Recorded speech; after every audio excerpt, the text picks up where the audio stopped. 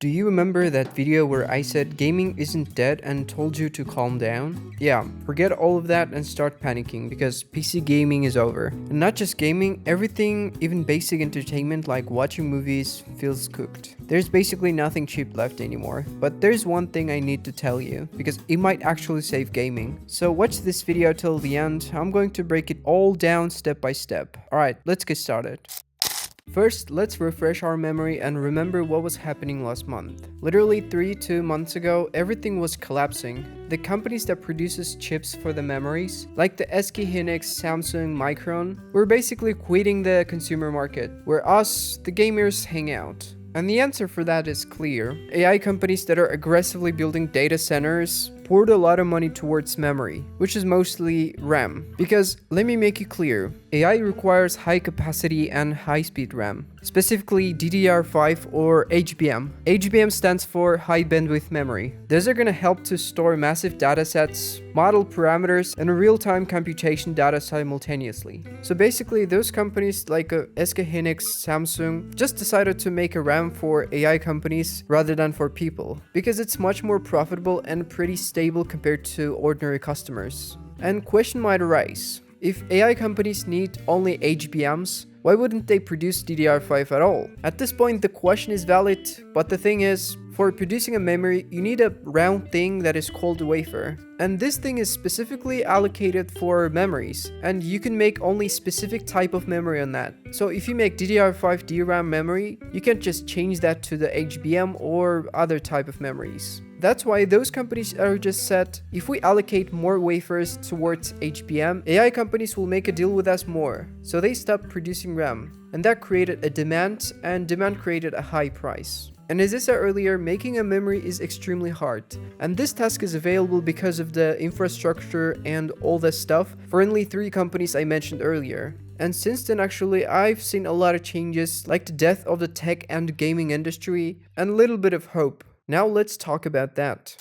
And the first thing I've actually encountered is the crazy market of the laptop. Laptop market is completely changing now. Some companies created a subscription system, while others just don't know how to actually put a price for their laptop. The company Razer that showed us AI souvenir on CES in this year got in trouble because of AI. CEO said that he doesn't even know what's the price of their next laptop, and they will keep spectrum about that.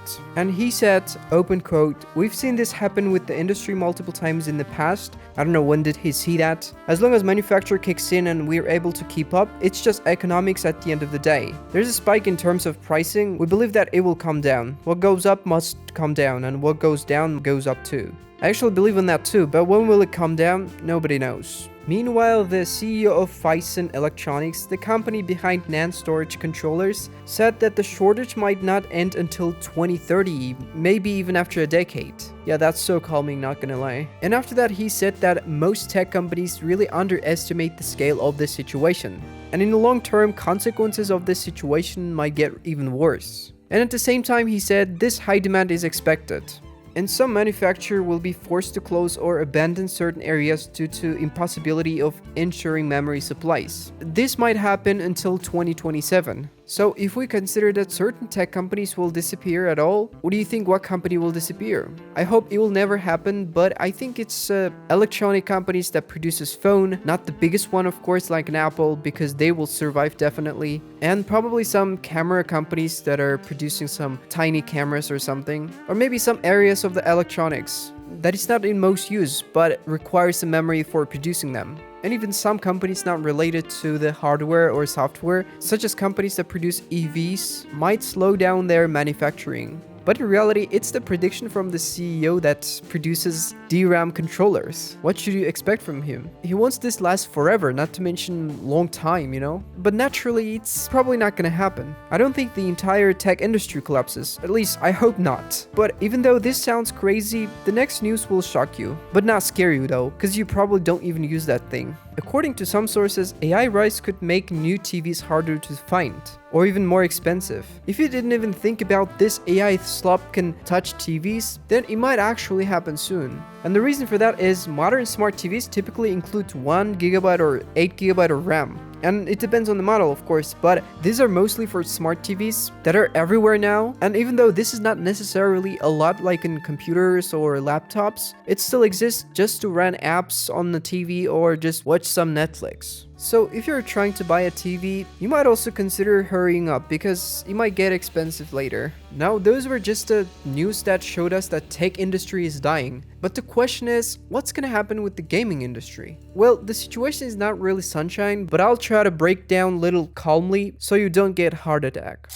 Let's start with the less scariest ones. And the first news is PlayStation 6 reportedly delayed from 2028 to 2029. So basically saying for 1 year. They are doing that obviously because of the RAM shortage and the dozens of other reasons, such as game releases like a God of War trilogy. But it's still rumors because Sony hasn't officially confirmed that yet. I don't know about you, but actually I think PS6 isn't necessarily a thing. Because today, especially, gaming is not really developing at all. Like, there are no good games with the good optimization or even with the good graphics. There's no innovation except for potential GTA 6. So whether they release PS6 or not, nobody cares, I think. PS5 is still good enough for gaming, unless the gaming companies start to optimize games poorly, which is partly happening with games. Nintendo Switch 2 is expected to increase in price, because obviously they also use memories, and memory shortage doesn't spare anybody. And at the same time, I feel sorry about Gabe Newell, because they also forced to increase their prices for their Steam Decks. The reason for that is Valve are running out of Steam Deck stock. They simply don't have memory to cover every people's need. And nowadays, you can't play games with at least 16GB of RAM and 512 or 1TB of storage. Because obviously games are massive and they require a lot of RAM. And considering that Steam Deck is tiny, you need more LPDDR5 memories, which is getting hard to get with each day. And on top of that, they announced that they are going to delay Steam Machine, Steam Controller, and Steam Frame VR. They originally planned to publish it in early 2026. Now they are planning to at least ship it in the first half of this year, which is until July, and I guess they're going to delay it again. Even if they release, the price will probably be unbearable, which is going to create a bad impression about the Steam Machine that shouldn't be happening at all. Considering the hype and how people praise these new consoles. People are expecting more things from those, like Steam Deck did. But I guess unfortunately this success won't happen. When it comes to PC gamers like me, like you, like the other people, I think I don't even have to mention how are they struggling from that situation. They felt this whole situation first, and they're gonna probably end this situation first. Because of course now everybody is just abandoning us, starting from the chip companies like SK Hynix, Samsung and Micron, and ending with Nvidia, that is now not considered hardware company that produces video cards. And the thing is, Nvidia is actually implicated into this AI bubble. That's literally part of it. If something happens or AI bubble pops, Nvidia will lose money as well as the other companies, like the Google, OpenAI, Meta and all that. And the proof for that is the recent announcement of the Nvidia where they said they want to release a new video card in this year. An RTX 60 series will be pushed back. And don't get me wrong, I liked Nvidia. And everybody else watching this video did the same when they were kids.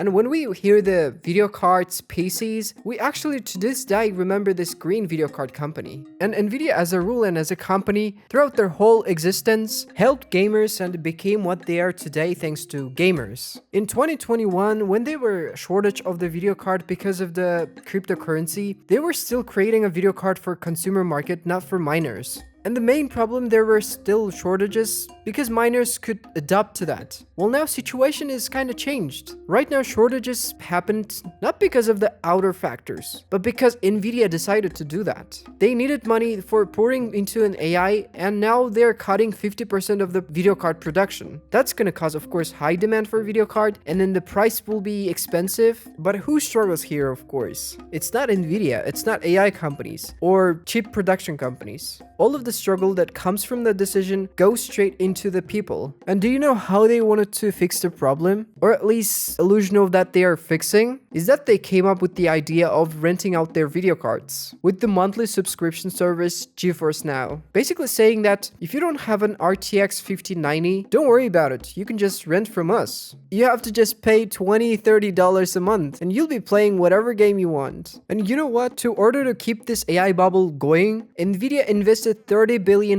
into OpenAI, which is currently losing a lot of money because of ChatGPT. And OpenAI convinced other investors such as Nvidia, Microsoft to create their own AGI AI models. And that apparently changes the industry. But the main point of that investment toward AI from Nvidia, in my opinion, it just made because of the scarcity of losing control. Because as you probably know, if OpenAI falls apart, every company inside of the AI bubble is just gonna fall apart too. And Nvidia, Microsoft, Google is part of it. So basically all of the devices that has a memory will be very expensive soon. Except for the device called Playdate. Because this is the only device that requires low memory. And actually with this device you can use Spotify, you can draw and even play a game. So right now the future of the gaming industry is pretty clear. We all are gonna play on the Playdate. Because right now there's no device that doesn't require memory. But alright, jokes aside, and let's talk about the real hope that might actually apparently stop the RAM shortage.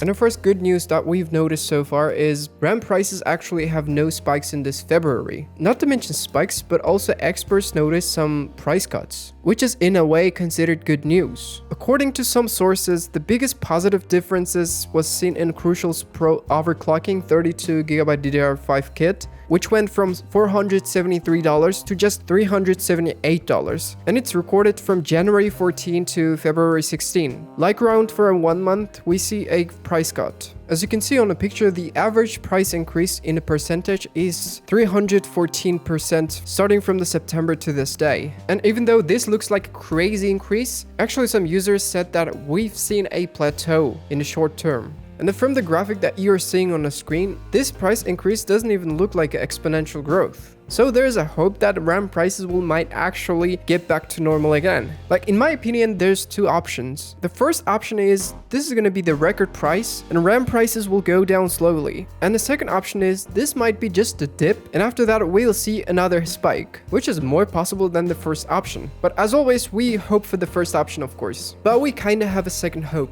Let me explain and make it clear. Do you remember when everyone said China would save PC gaming with a new RAM or something like that? You've probably heard that.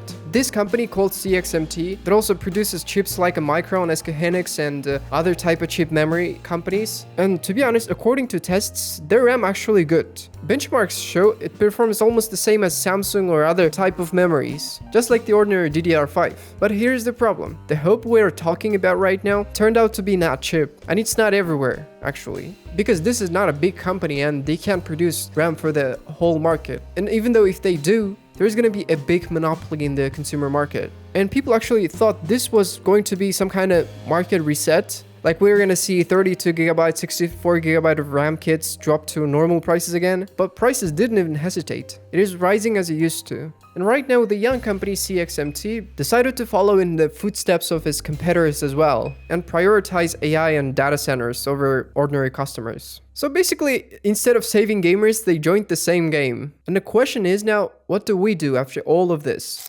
And I think for this question, I will answer kinda not in a confident way. So if you ask me, honestly, I don't know. Maybe the AI bubble bursts and everything goes back to normal. Maybe OpenAI will continue losing money and then everything collapses. And probably data centers won't matter. Even today, to be honest, not everyone buys the membership for the AIs that generates videos. But I hope this AI bubble bursts. But this is, I think, just a temporary stuff, and AI won't disappear at all. It will just be optimized and the data centers will matter only in the future, probably. And if you believe in the conspiracy theories or something like that, this might be also a made-up shortage that was created by government or something like that, I don't know. And at the end of the day, this will fade, but I don't know when and in what year in general, but it will happen. And for the question, should I buy a RAM or SSD right now, the answer is probably yes, because you don't have any option. Like you don't have a clear date when this prices will go down. And if you really have an option to play a game, then go and play a game, because in the future you'll probably lose an interest for gaming.